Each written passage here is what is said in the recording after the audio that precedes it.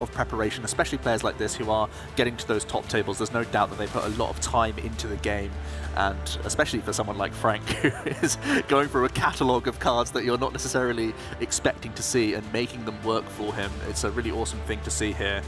It's pretty awkward that you're giving Mew so many free cards in these openings because they can really pop off with crazy starts. But once Frank finally finds himself a basic Pokemon, he doesn't actually play that many. He's only playing 3 Bidoof, those 4 Whimsicott V and 1 Crobat V, so it's not unlike him to actually mulligan a few times here. But once we do, we'll get underway and see how this deck functions, because it's one of these reactive decks at times where it's just trying to deplete the opponent's board of resources, so it does play quite differently to a traditional prize racing deck.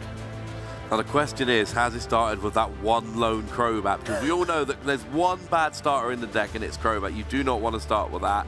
Did not look happy when they were putting down there. Oh! That's a little bit awkward, seeing as though Frank only plays these Whimsicott V-Stars to attack with. It's a little bit unfortunate that a couple of them have found their way to the prizes early on. But as we see, not too terrible prizes for Gabe, and looks like we are going to get underway here after a few mulligan cards, and we can really get this game rolling. And quite awkward that that Gabriel there did actually have that Elisa Sparkle in the prizes. Yep. Because of course, if Whimsicott does come on and starts blocking attachments in the hand, that's all you've really got other than that one basic Psychic Energy. So they're going to be, those cards are going to be far more important here than they would be in your average matchup. Yeah, and Elisa Sparkle, not just like a turn 1 play, especially in this matchup with so many fans. Oh, it was Crobat, Joe. Oh no, Crobat after all of those mulligans is going to be the lead for Frank. Not something that you want to see, but Gabe is grasping a monster hand here. He has all sorts of options. I think I can see Cramomatic, there's Ultra Ball in here, there's Energy Drop already for him. And looks like he actually doesn't have anything as good as like a VIP pass early on, so he may kick off with a Cramomatic and see if it flips heads here, because that could really unlock his hand a lot. Absolutely. I was thinking, you know, of all of those mulligans, surely that means he's going to start with at least 1 Battle VIP pass, but no, unfortunately not. Going for the Cramomatic, and you just need to flip a heads here. Ooh, and you don't. That's actually a little bit awkward because he's got a lot of resources in hand that he does not want to get rid of necessarily. He doesn't want to get rid of power tablets. They're really important for pushing over Whimsicott V-Stars to improve on that base of 210 from the Genesect here. But he may be forced to discard one. Could also be a Boss's Orders as an alternative here. Because it's really not great to discard so many power tablets. You need to make the most out of the attacks that you're actually going to get this game. No, absolutely. And, you know, when you're hitting 210 naturally, you need, you know, Choice Band Power Tablet or 2 Power Tablets to get a KO on Whimsicott. So every one is so important. And, you know, if you're taking a couple of turns where you're not getting those one-hit KOs on Whimsicott, that's probably going to be all it takes for Whimsicott to really, you know, to really get over there. And I do think there is a rule in Pokemon. Whenever you mulligan more than twice, you are going to have a terrible starter. It just always seems to happen. It's a soft rule, but I'll go with it. It's happened enough times to me as well. It looks like Gabe could go for a second Genesect here, and then he's able to attach that Fusion Energy and go for a Rotom Phone for a big 1 card here. He'll get to C5 and cherry pick the best of those 5, and he's really hoping to hit a VIP pass, let's be honest. That's going to be the best choice for him here. Absolutely. After he finishes shuffling up. Set up your bench, get all those basic Pokemon out, and then just hopefully, you know, go from there. And once you know you've got this Genesect on board, you're drawing a huge amount of cards, and then it's largely just kind of hoping Whimsicott takes its time coming out. Mm-hmm. Yeah, absolutely. So let's see how this Rotom Phone pays off. You get to look at the top 5 cards of your deck and straight away VIP pass. That's exactly what you're looking for. He can now use his first Genesect to draw 1 card. It's going to be exactly that Battle VIP pass. Then he can go ahead and get a couple more Pokemon straight onto the board and get even more value from more Genesect. So his turn is far from over. Sometimes you just take this one action to get a big explosion of value, and that's exactly what we're going to see here. No, absolutely. That was a huge hit there, getting that Battle VIP pass. Now you get 2 more basic Pokemon, and one of them can be a Genesect. Both can be a Genesect if you really want them to be. And then you just, I mean, probably not. But they're going to be rolling, and they're going to be drawing cards every single turn. They're going to be drawing a lot of cards every turn. And, you know, this is how this Mew deck just ends up being so fast and so consistent. Because as soon as you get just a few Pokemon out and Genesect starts drawing, unless something like a Path to the Peak comes down to turn it off, you really are just drawing a huge amount of cards turn after turn after turn for the entire game. But Frank here is hoping that it doesn't actually matter how many cards you draw. There's going to be a couple of Elisa Sparkle. You're going to have to weather them. Yeah. But after that, hopefully Whimsicott's putting on enough pressure, doing enough damage, stopping enough energy coming down, that actually that's going to lead to the victory. And looks like Gabe's got pretty much everything he needs this turn. He's also drawn into a Stadium now, which is a great thing for him to hold for next turn. He's holding on to a Lesser Sparkle and a VMAX, so he may just end his turn retreating into his other Mew here. It has a nice free retreat, which is never a bad thing, and he could just pass over. But actually not even choosing to retreat. I'm pretty certain that retreating is just never a bad thing here, but it's nitpicking at this point, as he is pretty much aware that Frank doesn't have much turn 1 pressure available to him. No, Whimsicott is not a turn 1 deck. It's very much just set it up. You really need your Arceus, and you start accelerating energy, get a couple of Whimsicott rolling, and then kind of... Oh, I'm sorry, there is no Arceus in the deck. I've completely whiffing there. Bibarel. I meant Bibarel. Yeah, get your Bibarel, draw your cards, get your energy on Whimsicott. I did see a Whimsicott Arceus deck the other day, which does function very much that way. That is not what Frank is playing here. He's going very much just Whimsicott, Bibarel, that one random Crobat, which is slightly upsetting that he started with it. But it's just draw cards with Bibarel, get energy on Whimsicott, and roll from there. And there is the path to the peak, which is such a huge card here. Going to see it combined with Boss's Order, so Frank doesn't have much in the way of draw. And we do know that Gabe already has Stadium in hand, so he's not going to get slowed down too much by this. If Gabe can piece together a Boss's Orders play and hit something like double turbo energy, this could be a huge turn. His alternative, yeah, he's got Marnie in hand, which is something you really don't want to play when Frank's had such a bad start here. I would love to see a Genesect first for a couple cards to see if you can piece together, you know, one of your switch outs possibly, as well as double turbo, because that would be the most dangerous turn here. The alternative now is that you're Marnieing into a fresh hand completely, and you're hoping to hit Escape Rope, because Frank only has that Whimsicott on the bench. So even though there's no Boss's Orders here, it's not a complete reprieve. There could still be a rope in the mix. Yeah, and there isn't a rope, but there is currently a Cramomatic, so that could get to a rope. There is a rope and double turbo. What a crazy Marnie before the Genesect draws as well. Oh, this could be this is a game-changing play. This is just getting rid of that Whimsicott, getting a KO straight away. And then it's not just going to 2 prizes. Frank didn't get a second Whimsicott, so we know there's no Whimsicott next turn, and that means that Gabriel potentially could try doing this again next turn. There is a Boss's Orders in the deck. Yep. This could keep happening. What a crazy turn, and as we know, Frank only has one other Whimsicott available to him, so it's not like he can bench 2 at the same time and threaten anything from happening. He's just at the whim of Gabe's hand, and he's just hoping that the Marnie's bailed him out into a better one, as Gabe has got the ideal turn already, but can continue to dig deeper here as he's just VMAXed and used a second Fusion Strike system. He's pretty much sat on a monster once again. I really like holding on to the Cramomatics here. It makes the most sense from me, so you're protected against the most amount of things, and you've already got the ideal turn. A big knockout here, copying that Techno Blast from the Genesect on the bench here to score a big 2 prizes, because Whimsicott only has 190 hit points, so the reduction of that double turbo energy not causing an issue at all here. No, and this is scary for Frank. He's got the Fog Crystal. That's going to go and get him a Whimsicott, which is quite nice. Obviously, we know at this stage that, you know, these fairy Pokemon are psychic in the game, so Whimsicott psychic Pokemon means it opens up Fog Crystal, but it's really awkward here because we know 2 are prized, we know 1's been KO'd, so essentially the only real option here for Frank is to hope. You know, Gabriel plays 3 copies, if I remember correctly, of Boss's Orders in his deck, so even though 1 went to the bottom of the deck with Marnie, there's still 2 more in the deck that are ready there to kind of get rolling, and if Gabriel can hit one of those next turn and take a KO on Whimsicott, that's pretty much game over at that stage. Yeah, Frank's really got to hope that he can get into some of his more disruption cards. He needs to get some Crushing Hammers online, some Fan of Waves online if possible, because he can only really develop this one Whimsicott. He can't attack with Trick Wind this turn, as we know. The best thing he can do is just hope that he can get into, for example, a Stadium. He's actually going to use Gabe's Rose Tower here to draw 1 additional card and see if that changes anything. He can also use a Quick Ball again here, but this will be a telltale for Gabe that there's no more Whimsicott at play. All Frank can get is another Bidoof here, which is a pretty sad state of affairs. Yeah, and this is one of those games. It might be a turn early, but you do need to think about conceding here. Whimsicott is not a fast deck. Yep. It's, you know, 2 free-hit KOing stuff. It takes time to set up. It takes time to get rolling. And if you're going to lose game 1, then you need to win games 2 and 3 to try and avoid a tie. And sure, 401's a decent record. You know, most people would be happy going in if they knew they were going to be 401 after 5 rounds.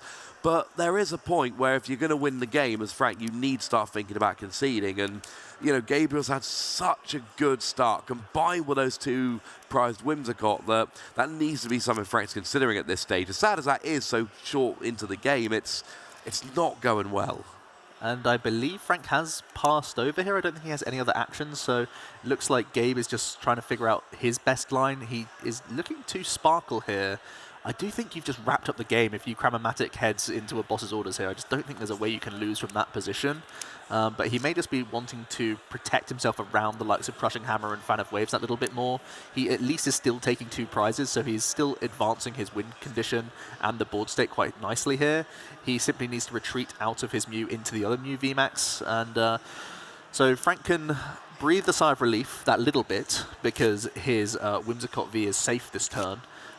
But you're still staring down a lot of energy. You're meant to be an energy denial deck, and Gabe is going to be just one V Pokemon knockout away from closing out this game. So he's put himself still in an ascending position, and he's still sat on a really strong hand. Yeah, and I love using Elisa Sparkle there to get that extra energy. You're just protecting now. You know, if the worst case scenario happens and we see a Crushing Hammer combined with Whimsicott blocking that energy, you're fine because you've got that basic Psychic. So you can attach that under the Whimsicott lock and you'll be fine. So I love that play from Gabriel there. You don't ever need a third energy on Mew unless you're protecting against something like this. So we are going to see a Cram-O-Matic come down though.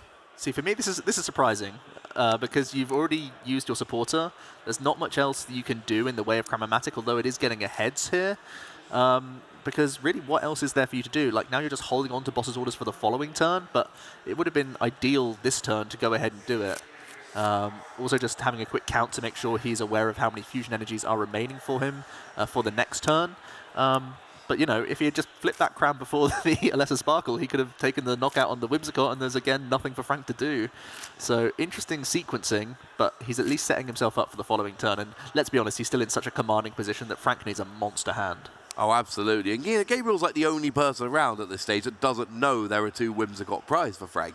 If he did, I've got to believe he would have gone for the boss's order straight away, because there's no backup attacker for Frank. If all 4 Whimsicott are gone, that's it. Yeah, and Gabe missing a step there. He was grabbing the Rotom Phone from the Cram-O-Matic to protect himself for next turn. I think he just wants to put a Stadium on top, which is exactly what we're going to see here. I think Gabe's basically saying, well, Frank, you basically can only beat me with Path to the Peak. What if I just pop a Stadium on top, take these 2 prizes, and make sure that I'm drawing out of anything you can throw at me next turn to close out the win? So it's a bit more conservative going down this route rather than just going for a boss's orders play on the Whimsicott. But it means that Gabe is pretty much not going to get slowed down at all here by Frank, even with energy removal. No, I think that's absolutely right. We see the KO on that Crobat there, so we've got 2 pretty quick Pokemon VKOs from Gabriel here, and this is not what Frank's deck is supposed to do. We haven't seen a Whimsicott V-Star yet. We see an A research, I believe it is. Yeah, I think he's researched every... Oh, no, it's an Ultra Ball, I believe, getting rid of both of them. And then we've got that Bidoof here, which is going to let you draw until you've got 5 cards in your hand, which with an empty hand is just draw 5 cards. And essentially this is Frank's way of saying, look, I need something. In fact, I need a lot of things. Oh, he needs a lot of things. It's going to involve a lot of Crushing Hammerheads, finding the remaining Fan of Waves in his deck. He plays 3 copies of Fan of Waves. All 4 copies of Crushing Hammer are still to be played here. He needs them all to go well for him. That's a good start. And he's also found himself a second barrel here, so he can at least start throwing down some cards. But he's still at the mercy of Gabe here. I think if you do get any heads flips, you have to start taking energy away from the benched Mew. That's certainly going to be the scariest threat. As we see, he is going to throw the double turbo energy from the bench Mew onto the bench. I'm going to see a second big barrel here. Industrious Incisors. We at least see the V-Star coming in now, and I believe that's a Marnie to keep digging even further here. Still going to require a lot, though. Still needs some Crushing Hammers to go his way. Still needs... well, the Path to the Peak would seem good from Frank's position, although Gabriel has already put that Stadium on top of his deck very intelligently. Looks like Frank is just prepping pre-Marnie here by getting a V-Star that he doesn't necessarily need in his hand now to put it straight to the bottom of the deck where it's unwanted so that he can draw into a fresh 5. Yeah, I like this. That's one of the things about Marnie compared to older cards like Judge, although Judge is back nowadays, but compared to cards like Judge, it puts the cards at the bottom of your deck, so you know, unless you've got a really low hand size or deck size, you know you're not going to draw back into them. So it's actually consistency-wise a little bit better, because if you don't have the cards you want, and you can guarantee you won't draw the cards you've got, that means you're more likely to draw the cards you want. Now, there is a path to the peak there, getting rid of that Rose Tower. We've got the Whimsicott V-Star, we've finally got the Psychic Energy, and we've finally got Whimsicott actually coming out, doing Whimsicott things. Yeah, so that Trick Wind will stop Gabe from attaching special energy from his hand. That's almost every energy that Gabe plays. He plays one basic Psychic, but we do know that Gabe at least has the Counter Stadium in hand already. The Path of the Peak won't be slowing him down too much, and he can continue to dig into his deck here. Has he already put the Psychic Energy into his discard pile? No, just having a quick check there with the Training Court coming into play. But he already has some good item cards in his hand, and he can fire off one of these power tablets. I believe it's only one in the discard pile right now. He is not able to choice belt up, again, thanks to the effect of the Trick Wind. So he's going to have to find another power tablet here and a way to attach an energy this turn, either via Sparkle for his final fusion energy, I believe, or by drawing into that basic Psychic. No, absolutely. That basic Psychic has got to be the way to go. You know, Training Court is in play, but unfortunately, I don't think he's discarded that basic Psychic. So he is going to just have to draw it. Path to the Peak, thankfully, is not on board here, which means that you do have options, you know, drawing with your Genesect. Quite a few cards can be drawn here, and in theory, that gives you a decent chance of getting them. Oh yeah, that's the thing. There's 3 Genesects staring down Frank right now, so there's a lot of outs that could come his way that could make life difficult for him.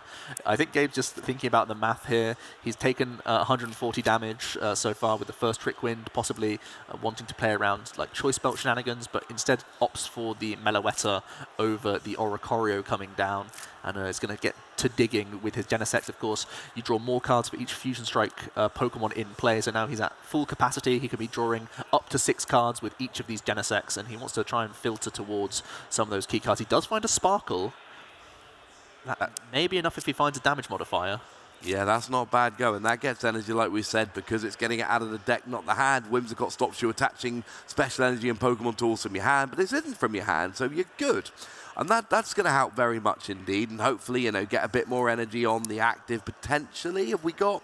I think we got 2 more Fusion Strike energy in play. I think there's one in his hand right now for Gabe, so I think there's 1 remaining in his deck. So he's just going to have a quick search here, I believe, with that Quick Ball. He's eyed up a power tablet straight away. I don't know if there was any fusion energy in... Oh, there is one. There is one left in the deck we saw there. So he can use the Alessa Sparkle to the bench. He, of course, needs to retreat out of this Mew anyway this turn to launch an attack. So he can Sparkle and then play even more items from his hand to thin down. He's got another Quick Ball VIP pass combo that he can play here. And then he's just, once again, digging for that power tablet, the last piece of the puzzle. Yeah, and that's going to do it. And then, again, you know, Frank still hasn't taken any prizes. He's got a nice attack off on Mew, and Mew's got low enough HP as a VMAX that will actually get 2-hit KO'd. So if Frank gets another attack off with Whimsicott, he's going to KO the Mew. Assuming you take the prize in the regular way, I think they were the 2 at the bottom, weren't they? So he's going to take those Whimsicott. The problem is, if Gabriel gets a KO here, Frank is out of Whimsicott. Was the game. Yeah. 2 prizes left. Oh, and there's actually 1 who's taking 6 prizes, which is also, I suppose, quite relevant. That would be pretty awkward. Here's Genesect number 2 coming in for 5 fresh cards. We're looking for Power Tablet as the final modifier there, and we have seen it drawn from Gabe. That's going to close out a very commanding first game here. Absolutely. Congratulations to Gabriel. Goes up 1 game to 0, and frankly, that's why Mew is good. Yeah. Because what we've got here on the one hand is Whimsicott V, which is supposed to be a deck that can counter Mew. It's supposed to have a good matchup. It preys on the reliance of special energy. It is supposed to be something that can take Mew down. And yet, because Mew's so good, you know, that escape rope play early that was absolutely huge. And, you know, the two prized Whimsicott were huge. And now I worry, does Frank have enough time to win 2 more games? Yeah, he's going to have to play pretty quickly if he's going to do it. The good news is when he does sort of establish that lock, he may just, you know, literally continue to announce an attack, announce an attack, and announce an attack. There's not much else you need to do outside of make sure you're finding like more fan of waves on those Alessa Sparkle turns. That's all Frank really needs to to do to close out a win once the lock is established. But yeah, Mew just keeps every deck honest, man. A really slow start from Frank, a few mulligans really helped Gabe there. Even though he had a Crammatic Tails flip, he had one big Rotom phone to get him into the game with that VIP pass. It's a great combination. Looking at those top 5, cherry-picking one to really help you dig deeper with all your Genesects.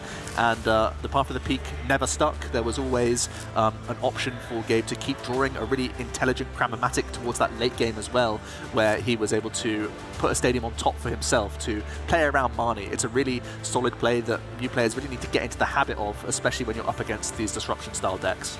No, absolutely. It's a problem with facing off against Mew. You can have the best game plan in the world, but it's so consistent and it's so fast.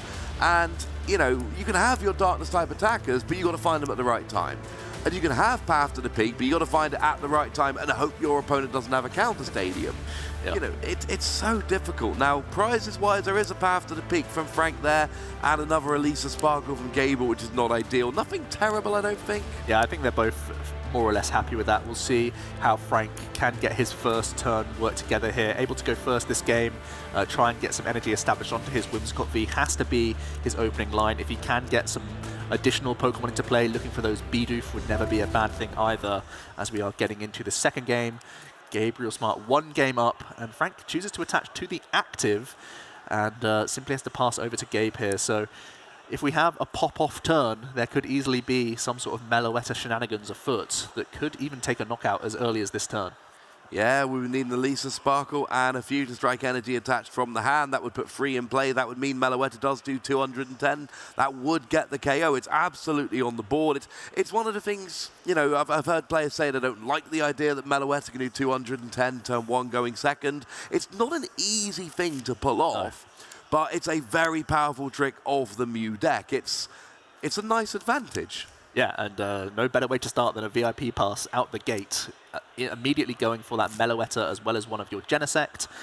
So he straight away has targets for if ever he does draw into a lesser Sparkle, he can instantly play that down, get some Fusion Energy out of the deck. Helps thin the deck as well, which is never a bad thing to draw towards even more of your sort of speedy item cards. So we'll see how much deeper Gabe can go. This is, you know, reminiscent of some previously very aggressive like turn 1 decks where you can end up having like 10 actions or something like that. You can go really deep into your deck and see like 20 or so cards if all things go your way in the opening here. We are going to see a Power Tablet fired off, and yeah, there's even more basic Pokemon in hand for Gabe here. And I think once again he's got a Rotom Phone to try and help things out, as we see a manual attachment to the Meloetta. I'd like to see the Rotom Phone come down first. It just informs your decision that little bit more. There's no reason not to fire off the Rotom Phone first here. Yeah, and absolutely we do. Let's see what those 5 cards have to offer. He has a refund on that Rotom Phone, but there's already a Sparkle, and he's even choosing that over a VIP pass. That just shows you how powerful this turn is. He can Fusion Energy attach, he can a lesser Sparkle, get 2 more energies into play, and take a huge 2-prize knockout this turn. Yeah, and that's absolutely got to be something to plan for. It's one of those things, you can't rely on it. You know, yes, it's a very powerful effect when it fires, but it doesn't fire all the time. It's something you've got to work towards. You've got to build your deck. You've got to sequence properly. You've got to really work for it.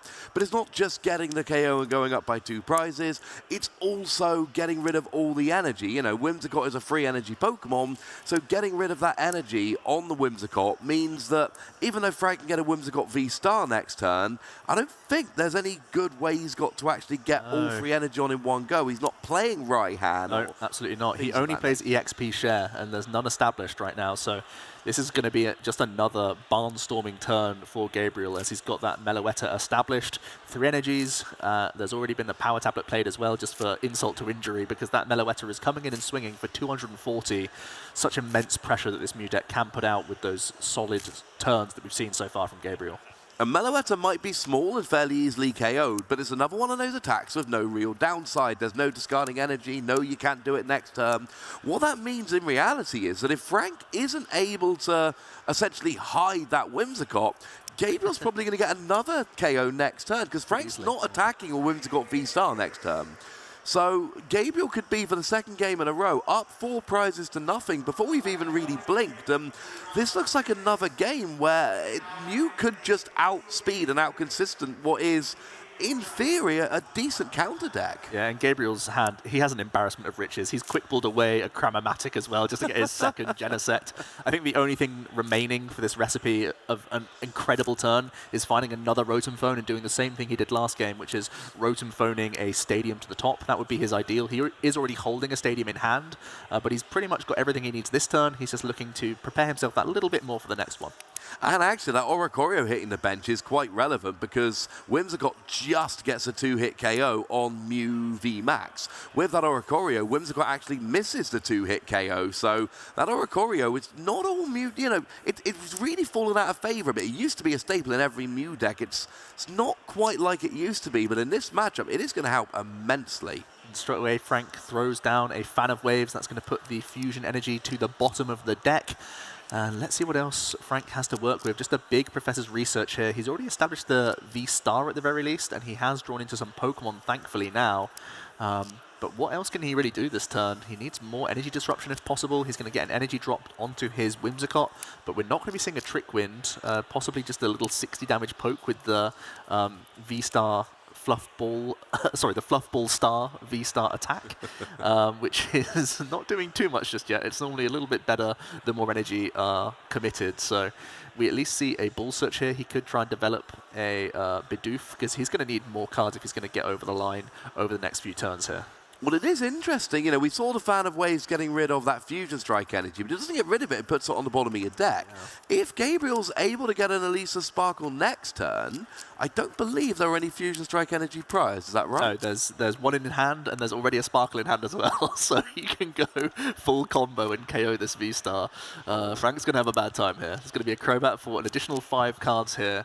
And Frank really needs to maybe protect this Whimsicott, maybe throw a 1-prizer in the mix to try and skew that trade. I think that's got to be what you look for this turn.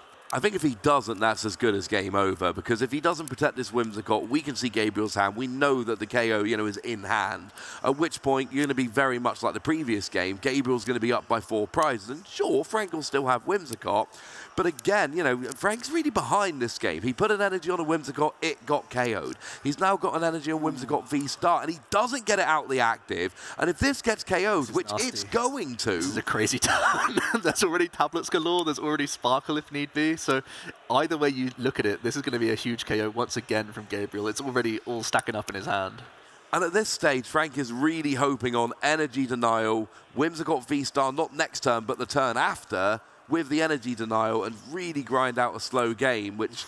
It's so much to ask at this stage. There is your Elisa Sparkle. We've got 4 energy on the board. They're all Fusion Strike energy. That's 280. Before we even start throwing down the power tablets, if that's how you're feeling, it's Gabriel's going to go up 4 prizes to 0 here, and it is really starting to look like... I think Frank's deck, it clearly works. He's 4-0, but it's not working in this round. No. Gabriel is just having... His starts are too good. Even throwing away power tablets, he no longer needs those for damage modifiers. There's a Crobat V in play that can be his final 2, and he's already holding on to Boss's orders for the following turn. He's once again knocking out a Whimsicott with no seeming response here, because again, Frank doesn't play Energy Acceleration, only Recovery from the EXP share, which hasn't been established all game. Frank, interestingly, quick-balled away an Air Balloon, so he had the option to retreat and try and force a more awkward situation out of Gabe here, but instead he just passed it over and has really allowed Gabe to run away with the game here with a crazy Melodious Echo this turn. No, absolutely. This is going to be so huge. And, you know, we know there's not a V-Star coming down next turn, so... You know, Frank needs to... And the problem is we've got 2 energy on the Meloetta and we've got 2 energy on the Mew, so, you know... A Fan of Waves and a Crushing Hammer alone might not be enough at this stage. Absolutely not. And Gabe had the option of switching into his Mew V Max if he wanted to sort of have safer energy in play. But regardless, he's just 1 attack away, and he's already holding on to a couple copies of Boss's Orders, so he's just still so far ahead here, as Frank really is struggling to get anything rolling for him. He does have that barrel now, and I believe he's used a Ball Search here just to thin out his hand, so he can get a fresh 5 cards. But once again, he's in the awkward position where he needs Crushing Hammers, and he needs them to be hitting heads just to claw anywhere near back to this game. Yeah, he really does. Energy Denial is the only thing that can really save Frank at this stage. He needs to absolutely just get all of that energy off Gabriel's board. and then start that slow march towards, trying to win game 2. We do have a fan of waves here. This is going to be pretty big, getting rid of an energy off of that Mew. Of course, every time you get rid of a Fusion Strike energy, you lower Meloetta's damage output, so getting rid of them off the Mew is good here, because if Meloetta doesn't become viable, Mew becomes viable. Well, if Mew's got no energy, but Meloetta's not doing enough damage, you've kind of got it all in one. Frank has to pass once again, and that's the game. It's simply a boss's orders on the Meloetta, with Meloetta, knocking out that Crobat straight away. Frank wasn't able to piece enough disruption throughout the entire game. It felt like he was stumbling a little bit with his deck, unfortunately. Gabe was just too fast out the blocks and did not let up. No, unfortunately, we did not get to see Whimsicott doing Whimsicott things there. We never really saw Frank get out of first gear in that game. The first game having to do Whimsicott prize was absolutely huge, very unfortunate. It's the way it goes sometimes. And then, even in game 2, there weren't any Whimsicott prize, but Gabriel was just taking those prizes so quickly, and it wasn't just taking prizes, it was taking the right prizes. Whimsicott with an energy, twice Frank attached an energy, twice Gabriel immediately got a KO on the Pokemon with the energy, and did Frank even launch an attack in that series? I believe he trick-winded like once, I think, in the series. I think that's all there was. But yeah, pretty awkward for him. You'd think that when you play 3 Path to the Peak, 3 Fan of Waves, 4 Crushing Hammer, that would be enough to slow the opponent down here and there, but those roadblocks just were flown straight over by Gabriel. It did not slow him down one bit. And yeah, unfortunate to see the sort of downsides of Frank's deck, where you need